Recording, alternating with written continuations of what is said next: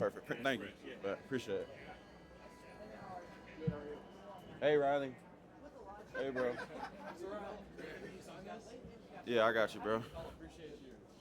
Just a lot of ball skills, drills, and practice. But I feel like that's a kind of natural Yes, sir. thing that, especially a guy like Elijah has. Good quality, good feel. Appreciate you, my guy. Have a good one. Thank you. You too. Just guys in position and practice that translates to the game. Elijah, obviously. Hang on 1 second. They're going to go straight to a coach interview. Absolutely. Yeah, absolutely. I mean, he was a guy that had a ton of production at St. Francis, and that was big. Hang on 1 second. They're about to do Before coach, we guys. get going here with the Hoosiers, how about this? Indiana, just a couple days away from playing in a national championship, something I know a lot of these fans thought was unimaginable for years. What is it about this collection of coaches and players that made this week possible? Well, we're here because we're prepared the right way and with the right people on the staff and in the locker room. We've got tremendous support from our president and our athletic director, and we have a great fan base. And, we have a plan and a process. And we have great leadership and good players, and we've been very consistent in terms of our play in all three phases, so we've met every challenge. So the novelty of being here, to us, isn't there. We're here. We got a job to do, we got a challenge to meet, and we got 2 more days of prep. You mentioned this fan base. They have showed up every step of the way. Anything you want to say to some of the fans that are in attendance here and going to be at the game on Monday? Well, if you're not sure you can make it down, find a ride. Yeah, the Big Ten championship last week against Oregon, the Rose Bowl. Yeah, Indiana fans, largest alumni base in America. A lot of people didn't know that, and it's been huge for us. Thank you. Best of luck. Thank you. Guys, I'll have you hear the questions. Project. This isn't a mic. It's just for recording. So you got to project your voice. Elijah, obviously an unbelievable season with the 15 touchdowns, but I saw your post about missing 3 games earlier this week. Do you kind of have some what-ifs in your head when it comes to touchdown records and stuff if you were healthy for those 3 games? Yeah, definitely. It sucked that I missed those 3 games. Some of the goals that I feel like I was close to getting, I wasn't able to get, but everything happens for a reason, so I'm blessed just to be here right now. Yeah, I wanted to play those 3 games, but I still had a great season, so I just got to take it that way. What are those goals? I wanted to be Biletnikoff winner. I think shout out to the guy who won it, McCollum. He was a great receiver, but yeah, that was one of my goals, and just some other ones I wasn't able to get, but it is what it is. I'm glad I'm in a national championship. That was my number 1 goal. So, yes, sir. Elijah, just what you could say about working with Fernando Mendoza and what it's been like throughout the year, and maybe some of those things beyond practice, kind of where you and him had that opportunity to build a relationship to create that confidence in each other that you have. Yeah, really started first day I met him on his visit. They had asked me to come out to dinner with them, so we chopped it up at dinner, and it was easy talking to him. So just from there, we started clicking, and as good as he is on the field, he's that good off the field too, just as a regular human being. So we have a lot of great conversations outside of football that really translates onto the field, just building that trust, building that chemistry with each other just as a friend and not only just as a teammate. With this offense, it doesn't make a lot of mistakes.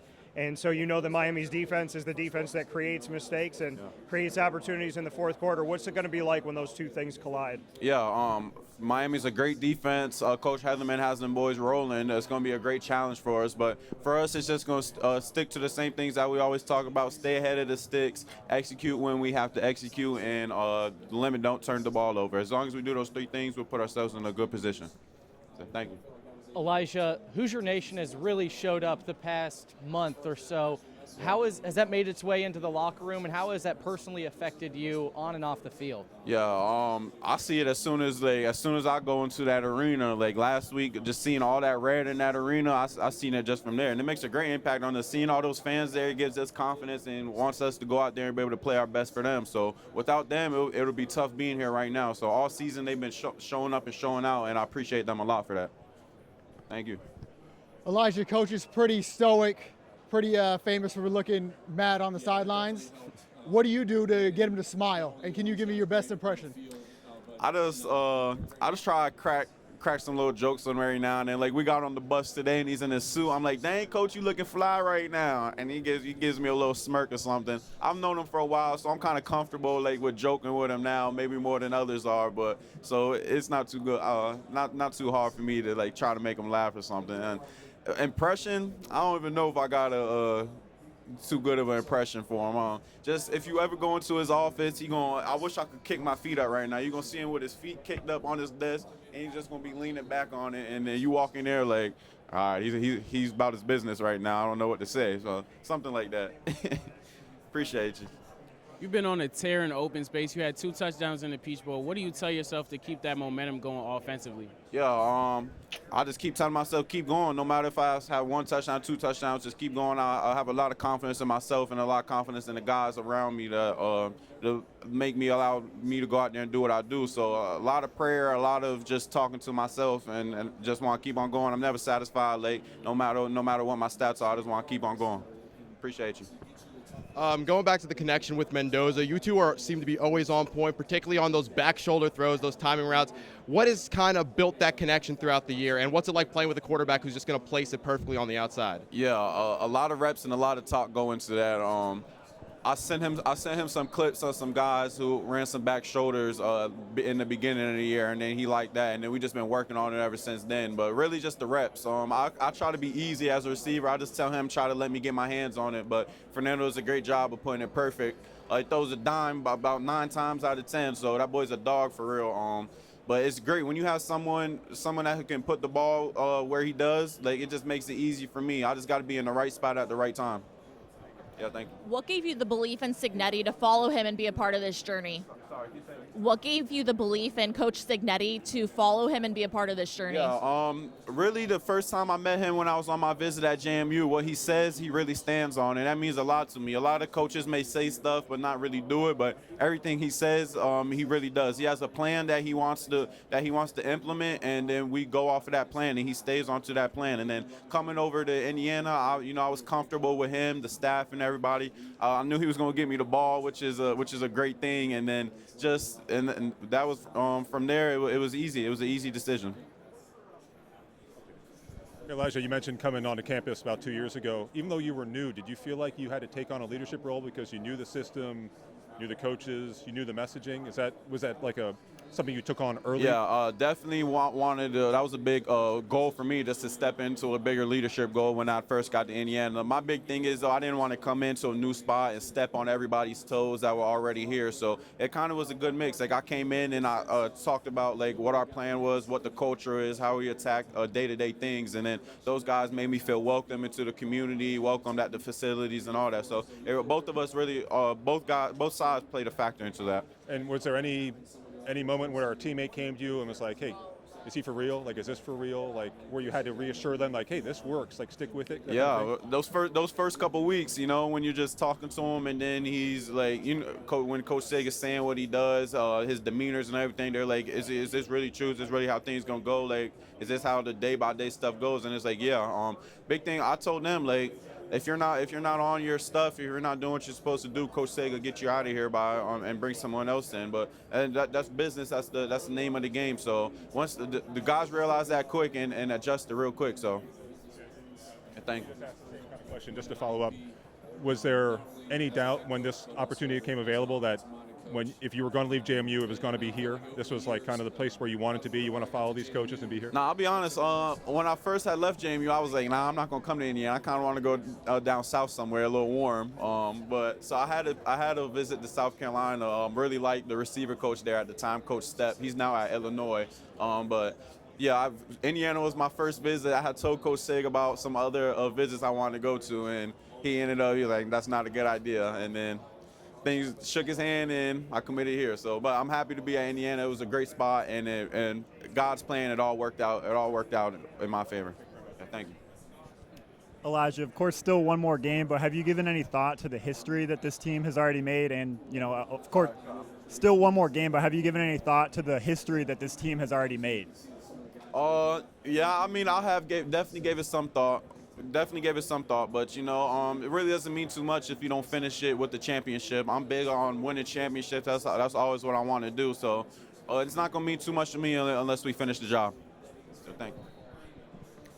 Elijah, I mean, everybody's talking about Indiana, but you guys have made it clear all year that you don't really care what other people talk about. Do you see things online and ignore them, or do you just try to avoid them altogether?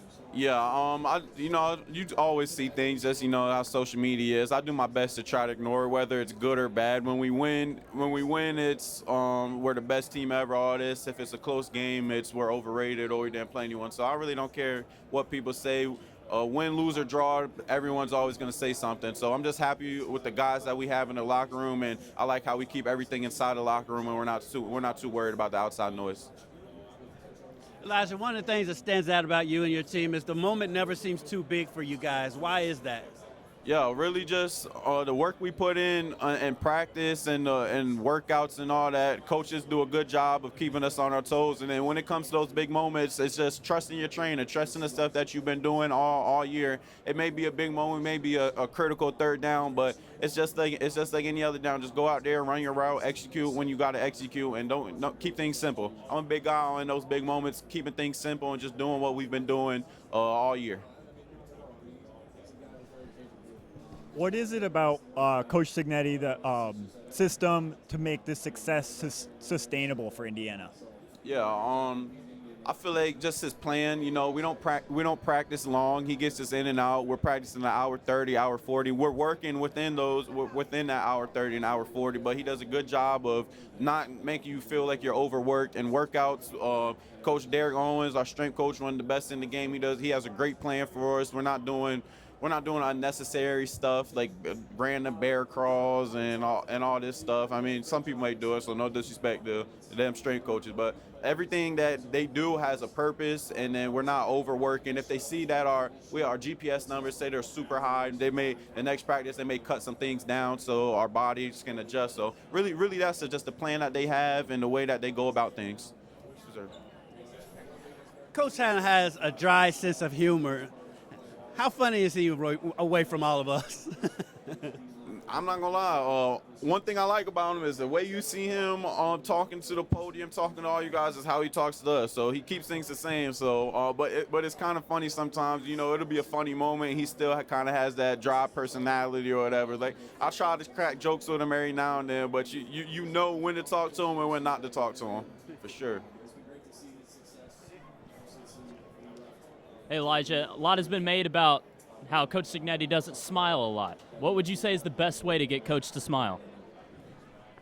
Just crack some type of joke with him. Like I just said this earlier. I had got on the bus and I seen him in his suit and stuff. I'm like, dang, Coach, you looking clean right now. So something like that, just keep him on his toe. I try not to talk ball with him all the time. I'll just try to chop it up with him sometimes because I'm sure it gets annoying just talking about football all the time. So I just try talking to him about life and just regular stuff every now and then. But you got to know when to talk to him and when not to talk to him, for sure.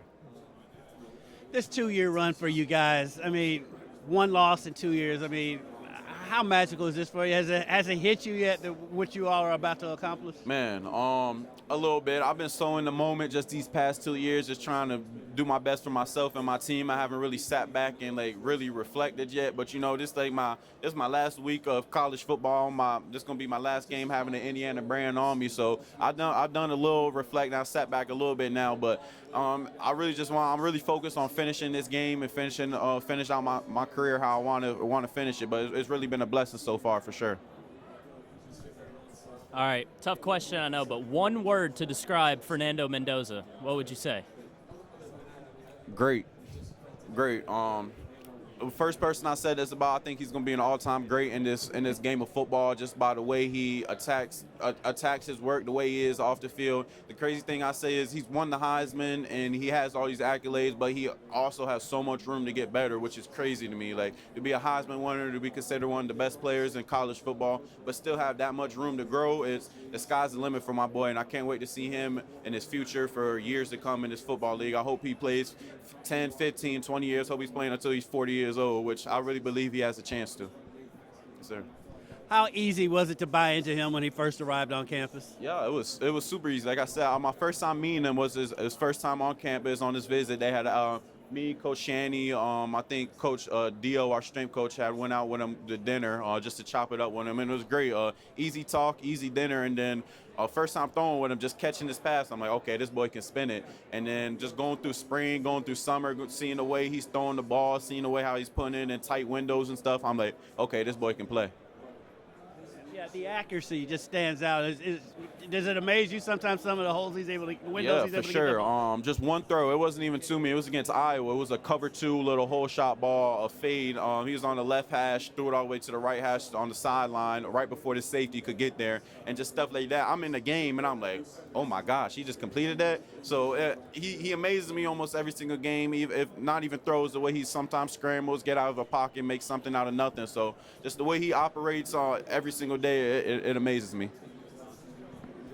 I guess to follow up on that, like, did you have a moment early on with him, whether it was spring ball, whether it was like winter workouts, whatever, where he did something that you just sort of thought, like, kind of to your point, a moment where you thought, okay, he's got, like, was there a first moment that you can remember where you thought, this guy's got real ability? Yeah, he had spring ball. It was a scramble. It wasn't even a throw. He got flushed out the pocket, and he was on the left side, and then he ran down the sideline for about 60 yards, and you don't see that much against our defense. So I seen that, I'm like, and it's ones on one, stars for stars. And I see him do that. I was like, okay, this boy can run. Like this boy can run and he can throw. And then throughout the summer, we had 7-on-7s and stuff together. And I remember I ran one. It was like a little slot fade, but I kind of changed it up because I just seen open space. And then me and him were on the same page. And then not even talking about that or talking about that we could do that or something, but he hit me and it was a touchdown. And seeing stuff like that, just that he was on the same page as me, because I consider myself having a pretty good football IQ, and then seeing someone like him to be on the same page with me like that, and us not being able to even communicating something like that before, I'm like, okay, like he's official. But he's made so many throws, like so many moments, and throughout workouts, practice, and stuff that have amazed me. I can name a lot. That 7-on-7 was in the spring.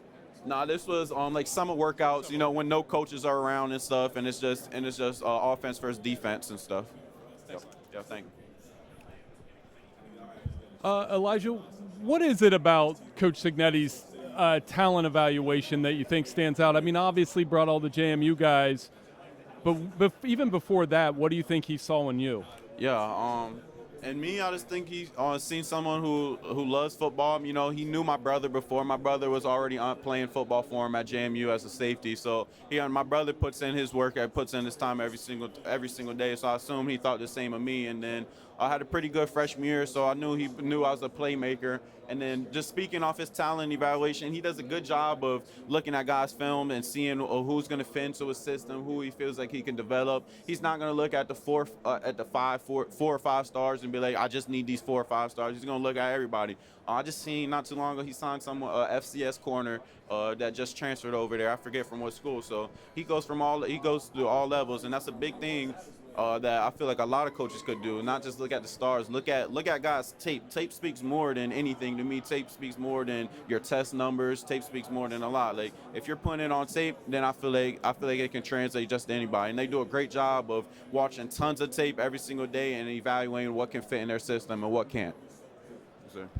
Elijah, I know you guys obviously have thought you guys were going to be here, but at the start of the year, did you ever imagine that this team was going to be able to make it to the national championship? Yeah, I definitely knew we had a good chance just because we had a great group that had came back that played in those big games that we did last year against Notre Dame, Ohio State, and that. And then we brought in a great group of transfers that that have experienced the championship, win or loss, or guys that have just been playmakers at different other schools. And then throughout spring and summer, I knew we had a great chance just the way we were gelling. But it was really, I think, our first big game that we had against Illinois. I think 4th game of the season, they were ranked like number 9 at the time. We had a great game. Kind of blew them out the water a little bit.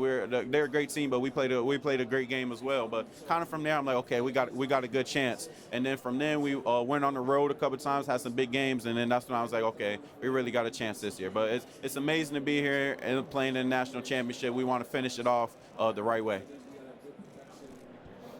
Fernando also being at home, obviously you know Fernando well. How has he handled himself, in your opinion, just throughout this whole thing and now gets the chance to play in his hometown? Man, it's amazing to me how he's really handled himself through the beginning of the year, through winning the Heisman, through all the accolades he gets every single week. He's the same person that I met since day one.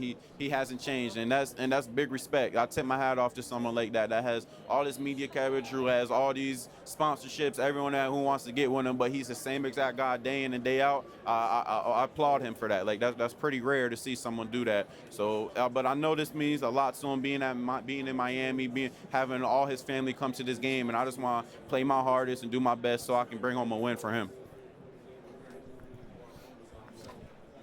I wonder, Elijah, as you guys have gone on through the season, and not only beating people, but beating them badly, Alabama, Oregon, do you sort of feel it on the field that you guys have earned these guys' respect, guys who sort of won championships over and over again, that, hey, these guys are legit? I mean, can you tell that on the field, after the game, during the game, that type of thing? Yeah, definitely after the game for sure, or before the game. No, I feel like no one gives us I mean, that's kind of, I don't want anyone before the game to be giving us our respect or nothing. That would be a little weird to me. But after the game, of course, they come up to us, and it's all love. It's never no ill will after the game. Like each team, Alabama, Ohio State, Oregon, all the teams that we've been able to beat this year, they come up and they show respect after the game. And they're great programs, great teams that we played this year. We've just been able to win games and execute the way we wanted to execute. But yeah, it's been a good respect level from everybody all year.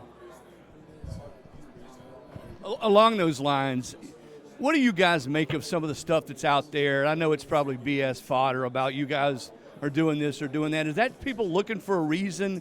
Hey, this can't be real. Do you guys look at it that way as players?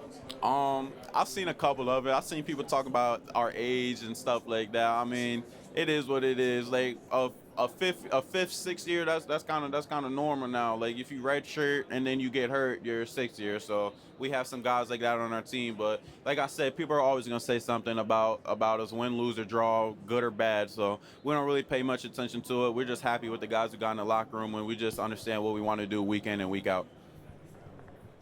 Elijah, just what's it been like watching this IU football fan base come alive? I mean, it was always kind of in there, but now it's like a sleeping giant's been awakened, and the last two playoff games have been virtual home games for you. Man, it's What's been crazy. like? It's been crazy. Like you said, it's always been in there. I remember on my first year here, I'm in an Uber going to the airport. Uber driver's talking to me the whole entire way just about how he's excited, how the whole town's excited, but they're like, we're kind of scared because we don't know if you guys are going to be good or not. And I'm like, listening to them, I'm like, man, I hope we can live up to it for you. And since I've been here, man, they show nothing but love from this first year to this second year. It's been crazy. And then these last couple weeks, like you said, just seeing them fly over to the West Coast, the Big Ten championship, seeing them pack out the Falcons Stadium last week, it's been surreal. And I'm grateful for Hoosier Nation. I'm grateful for the state of Indiana, Bloomington, and I can't thank them enough for what they've been doing for us.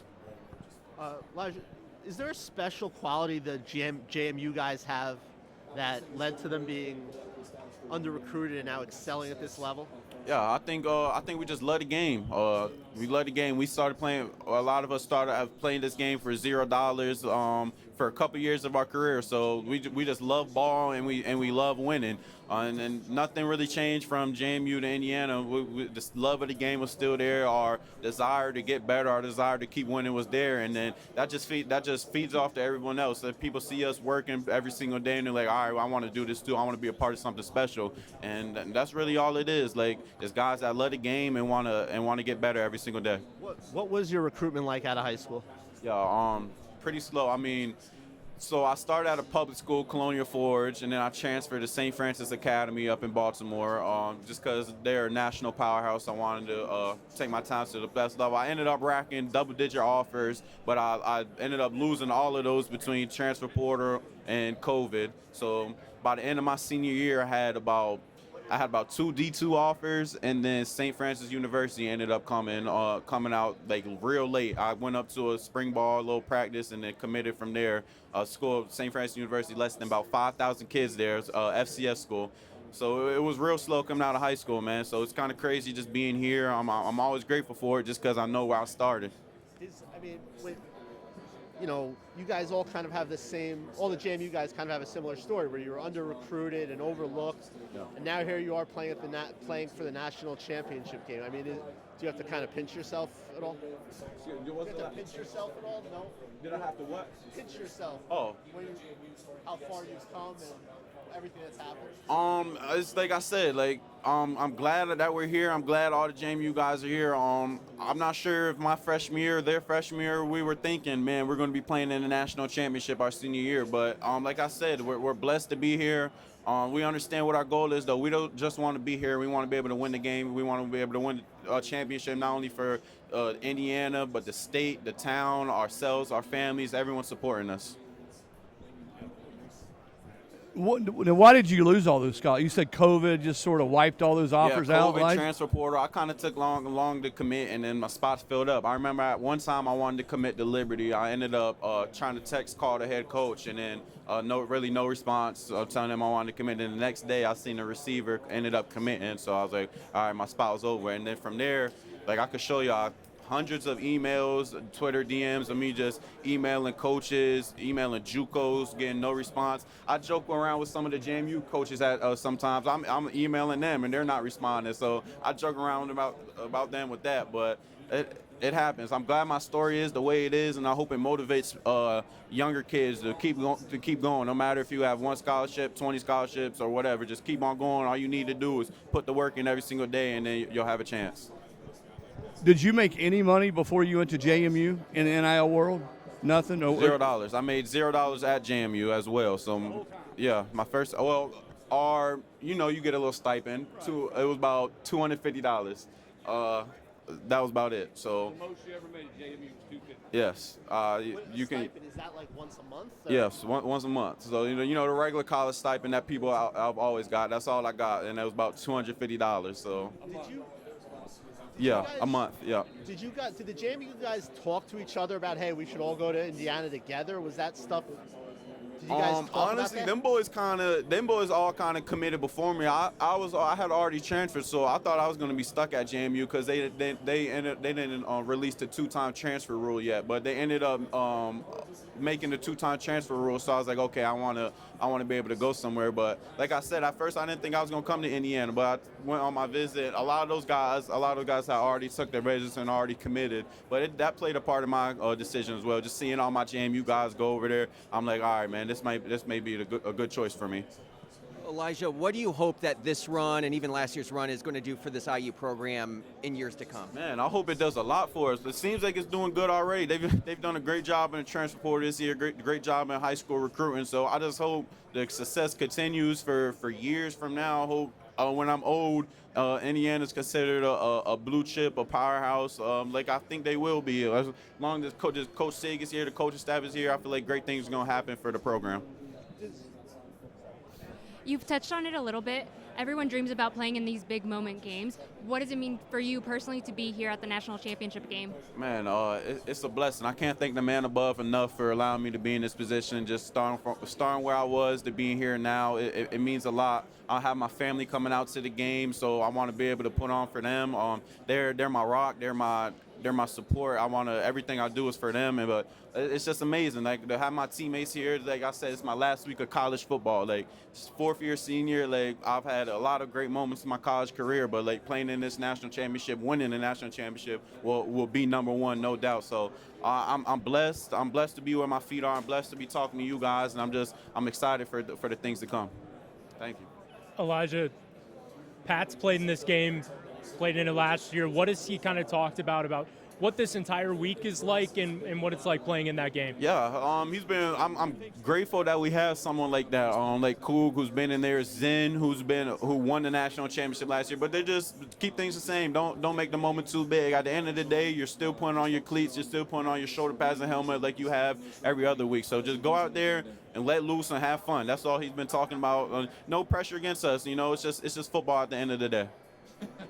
What are you going to miss most about Bloomington?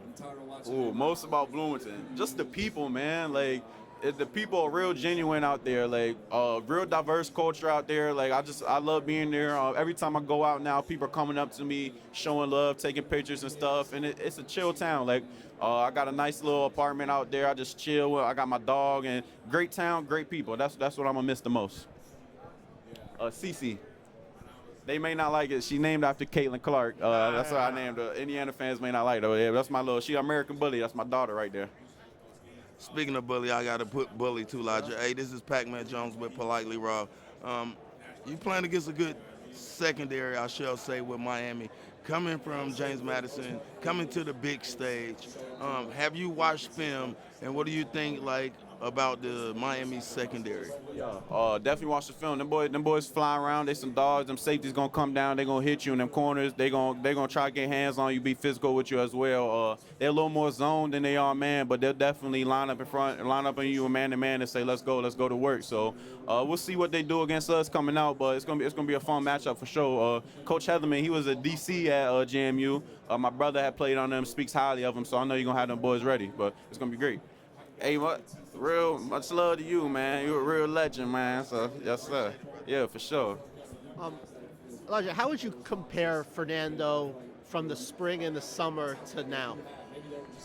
How would you compare Fernando from the spring and the summer till now? Like, how is he different? He's just more comfortable, you know. Of course, it's the first time a quarterback being in the offense. You're gonna have your little mistakes. You're gonna have to learn some things. But he's gotten better week in and week out. His footwork has gotten better.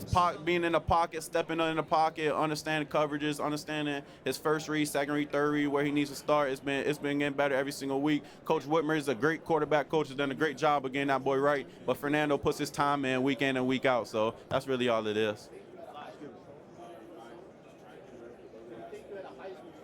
I knew he could spin it. I don't know if he was gonna be the Heisman or not, but I knew he was gonna have a chance just by the way he threw that ball. And then we had a great O-line, great playmakers around him, so I knew he would have a chance for sure.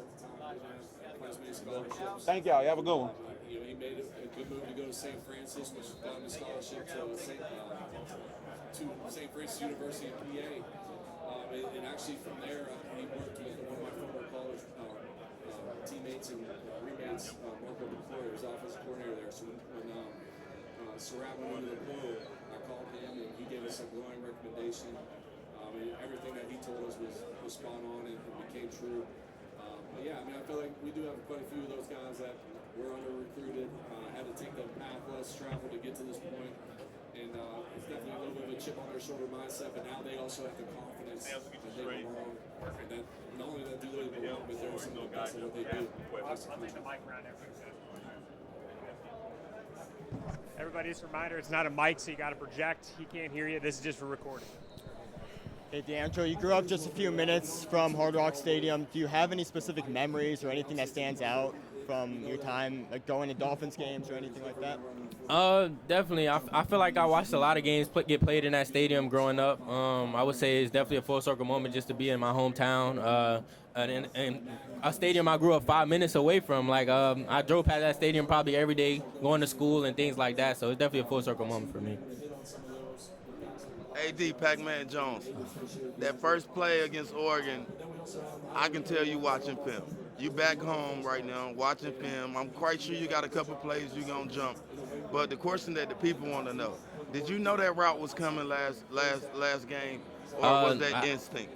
I actually didn't know that route was coming, but I do watch film. I know how to read quick game. My coaches talk about it all the time. 5 out, the ball got to come out fast. I seen it stem, and I made a great break on the ball. So I would say that's a little bit of film study and knowing schemes and knowing the quarterback we're going against. It's definitely just a blessing just to take advantage of that opportunity. A lot of people will drop the ball or something like that. So I'm just blessed to even take advantage of that opportunity and have that effect on the game. D'Angelo, I know you talked a little bit about coming back home, but how surreal is it to know that you are here? And at any point, do you feel yourself having to hold back, from getting too relaxed because this is what you're so familiar with? I honestly, I could not hear you. I could not hear you. I'm sorry. Okay. I could not. Being back home, do you feel like you have to hold yourself back from getting too relaxed? Nah, I feel like I have a great mindset, a great head on my shoulders, just to know that I can't relax in this situation. Just got to be prepared. It's going to be an important game, but not make it bigger than what it is. We got to treat it like another game and keep the same standard each week. You had the pick six last week. The team has 5 first drive interceptions over the course of the year. As a group, how is the film study and preparation like to put you in a position to go and make that play in that first drive? I would say it starts with our DC, Coach Brian Haynes. He keeps us in the right position, and he has a great scheme for us as well. But as far as players, we do a great job on watching film, knowing concepts and knowing tendencies as well. And I feel like we do a great job of doing our job, and then the ball comes to us kind of like that's just a testament to our coaches and the positions they put us in. Thank you. D'Angelo, what's it like to play for Coach Cignetti? It's honestly great playing for a legendary coach like that. I feel like he's one of the best in the game. Just to learn from everything he goes by and his standard that he keeps, and just how it molds you as a man. I just feel like it's just a blessing just to be in his presence. What does Fernando Mendoza mean to this team? Fernando Mendoza is the heart and soul of this team. We wouldn't be here without him. He keeps this team going. He's just a leader of this team, and we wouldn't be here without him, honestly. Yeah, D'Angelo, sorry for my voice. Malachi Tony was talking about neighborhood games here in Miami and how big they are to guys who played in them. Give us an example, those of us who didn't grow up here. Tell us about neighborhood games and what that's like in Miami. Yeah, those, like you said, neighborhood games are big in South Florida. I feel like all kids growing up, that's all we know is football. So, like, we got, like, maybe a park that is, like, from another state probably won't have like that many people there, but our games here in South Florida for Little League, it's a lot of support. I would say it's like at least 5,000 people on the park just supporting kids. So I feel like it's a big thing in South Florida, and it definitely has the support of the community. And you played quarterback when you were a little kid? Yeah, me and Malachi played quarterback as well on the same team. Why'd you switch? Just growing up, kind of had to make a decision between quarterback and defense. I played both, so I always like defense a little bit more. Everyone who plays football dreams about playing in big moment games like this. What does it mean to you personally to be playing here at the national championship game? Yeah, it's definitely a moment everybody dreams of. I feel like it's just a blessing just to have this opportunity. I feel like everybody wants to be in this game. It's just a blessing, honestly, just to have this opportunity, and with the group of guys that I'm with, I'm just ready to take full advantage of it. D'Angelo, so how many of the current Hurricanes did you play with or against as you were growing up down here? Can you say that again? How many of these Miami players do you actually know from youth football? I would say it's a good group of them. Josiah Trader, I went to high school with. Malachi Tony, I know. It's another group of guys like Chance Robinson that I knew playing Little League ball. It's a lot of them, honestly. I couldn't really give you a count, but it's at least probably 10 of them. D'Angelo, I don't know if you answered this question already, but is it sort of surreal that you're coming back to Miami to play at Hard Rock Stadium, where I'm sure you've been to as games as a kid to see the Dolphins, to play for the national championship? Yeah, it's definitely a full circle moment for me, just to play in this stadium that, like I said earlier, I drove past every day to go to school, and I watched Dolphins games in this stadium. It's just definitely going to be a full circle moment, taking it all in, but I have to treat it like another game as well. Hey, D'Angelo, to follow up on something you were talking about a minute ago, Fletcher and Tony were talking about this. Do you remember the first Little League team you were on, the name of it? Washington Park Buccaneers. So I actually played, like, Malachi Tony was 3 years under me, but we played on the same park and we played the same position. Same team? Yes. Same team. Can you put in perspective for people who aren't from South Florida what those games are like, what they mean to the community, and the pride that you kids haven't come out of that system? I mean, being in South Florida, Little League games are like literally like almost the same as high school games, honestly. It's a lot of people out there. They got a lot of support from the community, not just parents. Everybody goes out there, watch the games, and support. I would say it's a big thing in South Florida, unlike like other states. D'Angelo, after the Peach Bowl, Fernando talked about the fact that in high school you picked him off. Just go back to that moment and that interaction and just what it was like to go up against him. Yeah, it's something we joke about all the time, how I picked him off. I kind of baited him into throwing something, but we had a great D-line, got pressure in his face. He kind of just threw it right to me, but we joke about it all the time. He actually tried to tackle me as well. He missed that, but it's just great to have a quarterback like that to go against in practice now. It's definitely something we joked about when he first got here. And D'Angelo, for you, when you look at Curt Cignetti, I mean, you believed in him once and you believed in him again. What is it about his message, his style, his leadership that you feel like has brought success to James Madison and now potentially a national championship to Indiana, at worst, a national championship appearance? I would say Curt Cignetti hasn't changed since I met him. He's always had that same mindset, same standard. I would say his recruiting pitch when I was coming from James Madison to Indiana was the same as he says on the interviews. He wins. That was the main thing he pitched to me. He didn't say the Google me part, but he said I win, and that was enough to get me here. He trusted me out of high school, so it was kind of a no-brainer to go with him out of the portal as well. Coach's sideline faces have become pretty big on the internet. How do you get him to smile and make him happy? Cignetti, I would say just make plays. I would say that's the main reason to get him to smile. Other than that, you're not going to get him a smile out of him at all. Probably at the end of the game, in the win as well. Make plays and win. Can you give me your best coach face? I tried in other interview, and I look crazy, so I'm not going to do it. Ponds, I know you've been asked this question a million times. You make that first play against Oregon. How loud is it in the arena, and what's going through your mind as you reach the end zone? It was extremely loud, probably the loudest I heard the stadium, honestly, because it's being in a dorm and the noise being trapped in. But it was all Indiana fans as well. Like they called it Indianta at that point, but they was going crazy. It was definitely a tone-setting thing to do.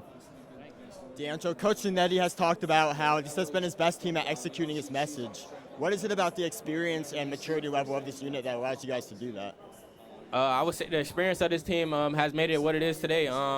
A lot of teams there get comfortable with wins, like big games like that. We're the type of team to take one game at a time and not dwell on our success, knowing that the next game is the biggest game. So I feel like our experience helps us with that, with moving forward from success and not letting it get to our head. Things happen for a reason, I get that. But could you have been a Hurricane? It was definitely a possibility out of the portal. I definitely was setting up a visit to the Hurricanes, but Indiana came in and grabbed me. We saw the viral moment after the Peach Bowl where an Oregon staffer gave you the ball from your pick six. What did that moment mean to you? It's honestly something that guy didn't have to do. I made sure to thank him as well personally. Not only did I thank him after he gave me the ball, but it's definitely a nice gesture that you don't see often. And it's something he really didn't have to do, and I appreciate him for that. Hi. Do you have a routine that you tell or do yourself as you step on the line of scrimmage, and how are you going to adjust that or keep it the same as you face a record-setting Miami offense? I do have a little routine, especially like in my stance and things like that. But I wouldn't change it. Even though we're going against great players, there's a lot of great players everywhere, and I feel like I have to keep the same mindset. And if I change that, then it won't be the same. So honestly, just going against top competition is something I always want to do, and it won't change what I do as well. D'Angelo, watching game film, when you see this Canes offense led by Carson Beck, what do you see and how do you contain them? Watching Miami film, I would say I see an experienced quarterback, a point guard quarterback who knows how to get the ball to his playmakers. He likes to take shots as well. He has great receivers to get the ball to in space. Got guys like Malachi Tony who are versatile and things like that. Got other guys on the outside who are great as well. But I just see a veteran quarterback who knows how to read coverages and has the experience to get the ball to his playmakers. D'Angelo, your coaches have talked about how you instill confidence in Jamar and you've made him better. Do you feel like that you two make each other better, even from a Little League to now? I would say yes, definitely. Me and Jamar definitely make each other better. Just with little things, we correct each other. When he sees something, he lets me know, and I see something, I let him know. So that definitely makes each other better, and we keep the same standard, so we're just competing every day. D'Angelo, I know that you and Fernando on the podium after the Peach Bowl talked about how you guys had that prior connection here in Miami, and you fast forward to now being teammates, being in this moment. How special and surreal is this? this full circle moment for you? What is this like? It's definitely a special moment. Something probably all kids dream of who play football. Just to be back in this position in our hometown with this great of an opportunity is definitely a blessing. Something you don't see often. I would say we're ready to take full advantage of it. Did you have to rub it in when you guys got here? Hey, remember when I picked you off here? Nah, I didn't rub it in. It's not something I'm thinking of right now. But we definitely joke about it all the time. But we're not. We're focused on the game right now.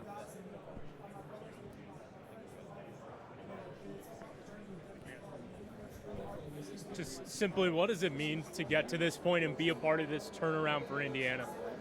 It means a lot. Just to have this effect on the community in Bloomington. Just to see the support grow throughout Bloomington as well. Just to have this, honestly, I didn't know how much we were affecting Bloomington until last game. I had multiple fans come up to me and just let me know, like, you don't know what you're doing for the community, and it's just a blessing just to have that turnaround.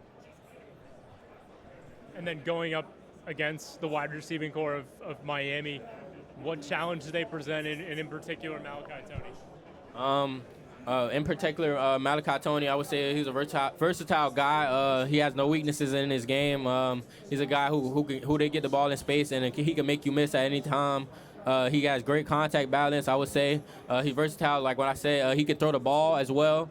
He poses that threat as a quarterback. But he's just a guy who has no weaknesses. I would say that's what separates him. And then they have a guy, Carson Beck, who gets the ball to his playmakers on the outside as well, with great guys who can make plays on the ball.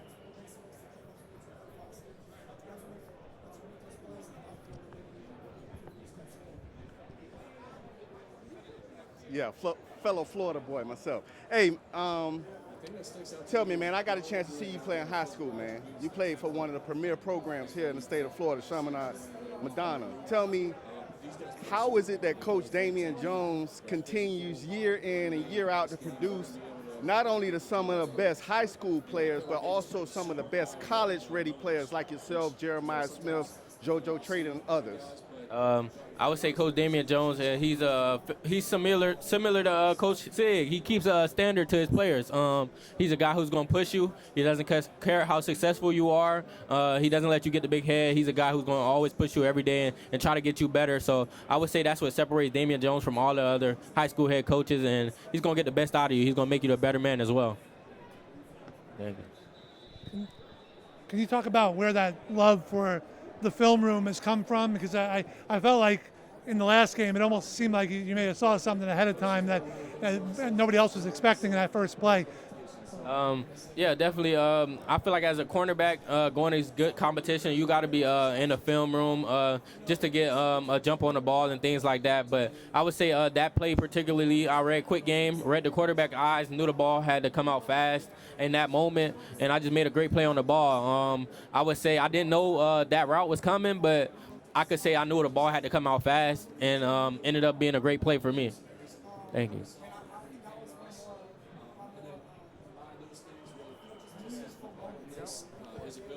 So tell me, again, being from Florida, you played against some of the best players in the state and nationwide.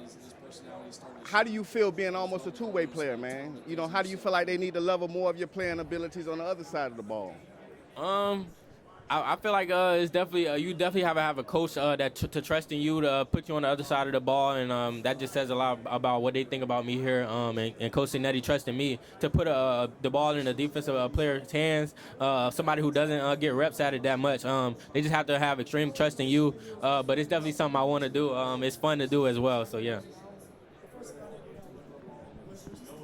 Have you allowed yourself at all a moment to kind of think about what that might feel like on Monday night if things go the right way for you all? I mean, I haven't really thought about it. I'm just focused on winning the game, and after the game, then Lord knows. If you could add or change one rule in college football right now, what do you think you would add or change from the way it's currently set up? That's a good one. I would add a rule to challenge penalties, because like a lot of penalties are like questionable. So I would say a rule to look over a penalty.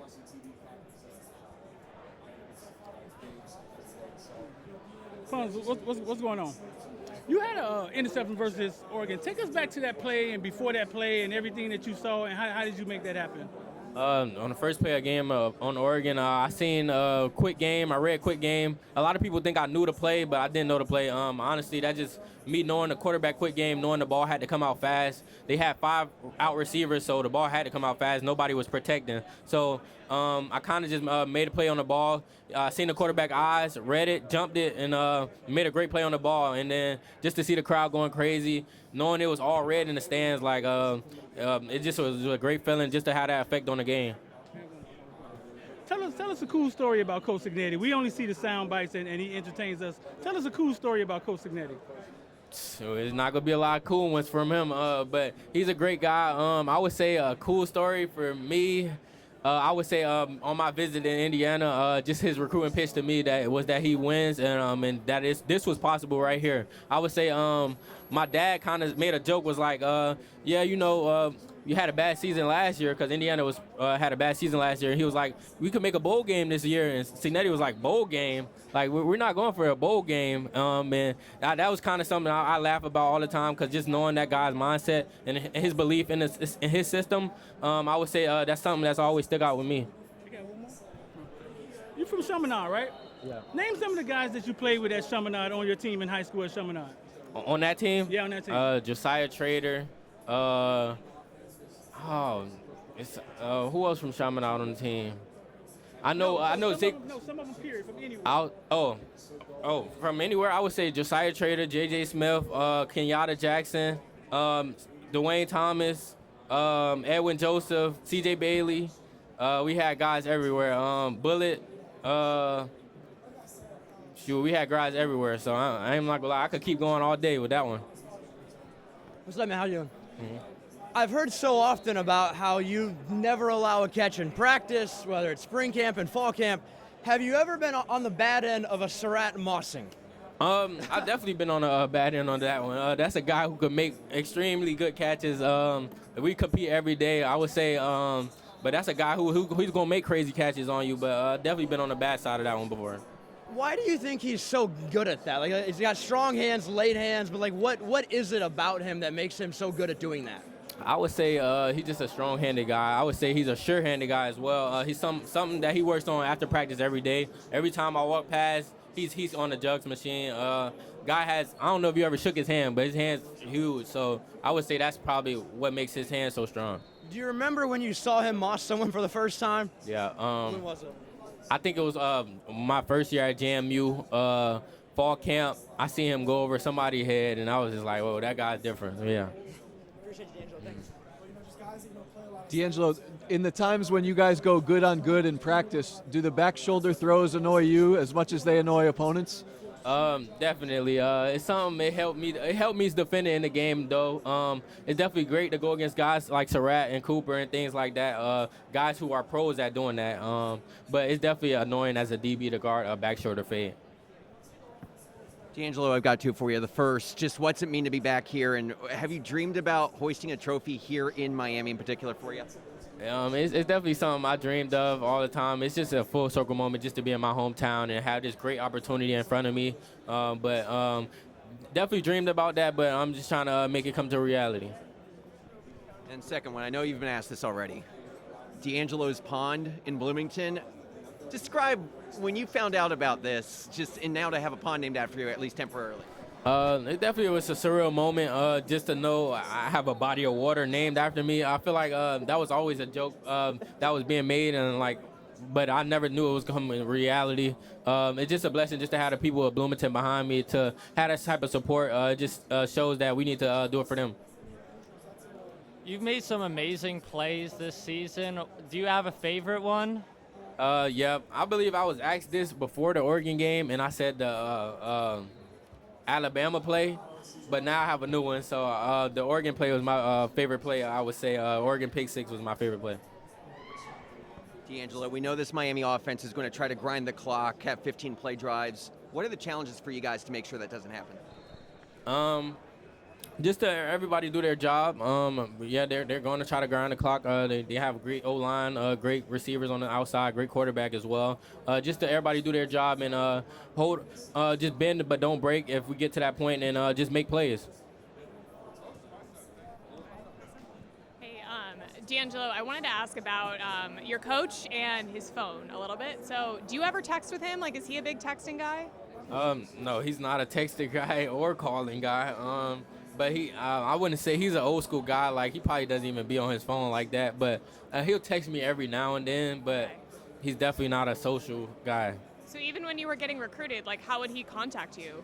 Yeah, if he was to contact me during recruiting, he would just call my phone. I feel like that's the simplest thing for him. Yeah, fair enough. And is he the type of person that, like, you've ever heard him listen to music or, like, blow off steam or anything like that? 'Cause, you know, what we see is just so locked in and so focused all the time. But, like, do you ever catch glimpses of him, like, relaxing?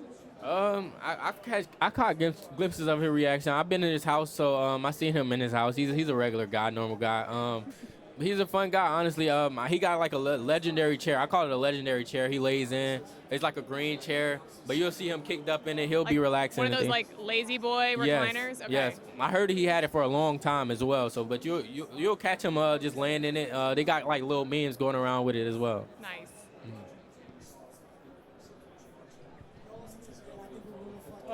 D'Angelo, you've probably been asked this a couple times, but with those James Madison guys that came over with him, is there that extra sense of pride knowing that it worked and you've gotten here and you're one win away from the national title?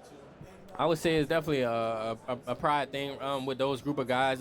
Knowing where we came from, we felt like we always had something to prove, and I feel like it's just another step for us. But just as a team as a whole, we've always kept that same standard all year, and it's just going to be it's just a blessing just to have this opportunity and take advantage of it. And was there something when Kurt when he was recruiting you? What do you remember about like his initial evaluation of you as a player? Out of high school, I would say out of high school, his evaluation of me was just straight off of film. A lot of coaches looked at size and things like that. He was not a coach that did that. He was one of the coaches who wanted the best players, and he was a guy who trusted me out of high school, and he played me as a freshman, so that just showed that he was a guy who played the best players, and that's what I wanted. I just wanted an opportunity, and he gave me that. D'Angelo, what do you hope the country, as you guys keep this run going, what do you hope this country is learning about the IU program, and what do you want them to take away about the Hoosiers? I would say the country is just learning that guys who are quote-unquote misfits can do it. Anything that you put your mind to that you can do it. Doesn't matter what people see you as or how talented people say you are. If you work hard and you pray on and do your job, anything is possible, honestly. D'Angelo, I didn't know you were from Miami after the Peach Bowl, so now I'm going to ask you the same question that I asked Fernando. How full circle of a moment is this for you, and what does it mean to be back home? It's definitely a full circle moment. I believe I said this earlier, like just to play in a stadium, I drove past every day going to school. I would say it's just to play in a stadium. Also, I watched Dolphins game and as a kid, I would say it's definitely a full circle moment for me. And then your coach said that you're probably the best player that he's been with from start to finish throughout your career. Can you talk about what it means to hear that from him and your relationship with him? Yeah, I can't even say enough about Coach. He trusted me out of high school. For that type of trust from a coach to play you as a freshman as well. It just says I can't say enough about him. Great coach, he gave me a great opportunity, and I wouldn't be here without him. Hey, D'Angelo, everybody's trying to find something to criticize about Fernando Mendoza in a joking way, obviously. As a defensive guy, have you ever got into it with him on the field or at any point, or is there just seriously nothing wrong with this guy? I would say there's nothing wrong with him. He's a competitive guy. People going to always try to find little things. I would say he has no weaknesses in his game, in my opinion. And this coming from a guy who went against him every day in fall camp and things like that. So I would say he has all the tools of a great quarterback, and probably going to be the best quarterback to ever come out of Indiana. And so just to clarify, like you guys do go one. Some teams don't do it as much. You went one-on-one, like ones-on-ones a little bit in fall camp. You said. Yeah, we went ones-on-ones every day in fall camp. I would say, yeah, that was the most competitive things we did this year. Yeah. Hey, D'Angelo. Homecoming, obviously, for Miami and Fernando, but also for you. Just your thoughts on coming back here, South Florida, to play the biggest game. Definitely a full circle moment for me, just to play in my hometown for a national championship. A great opportunity. I would say I'm just ready to take full advantage of it. And what is it about Coach Curt Cignetti that makes success sustainable? Of course, you've been with him for a while now. I would say the thing that makes him successful is him keeping the same standard each week. Even after we win a big game or anything like that, he's the type of coach to go back to the drawing board and try to still get better off of that. A lot of people will be fulfilled with that win, but he's not satisfied at all. He's a coach who is always trying to get better, and I feel like that's what separates him. And when did it really set in that not only were you coming to Miami, but to play Miami, and just kind of immediate thoughts on reaction then?